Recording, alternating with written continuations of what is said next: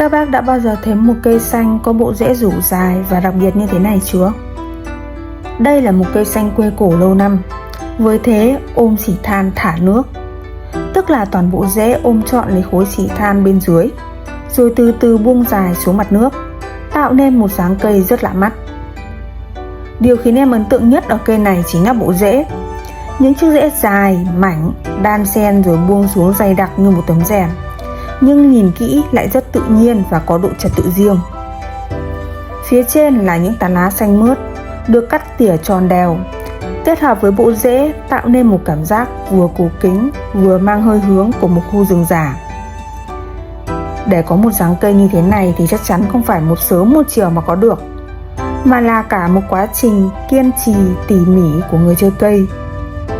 Vâng, cảm ơn các bác đã xem hết video này. Xin chào và hẹn gặp lại.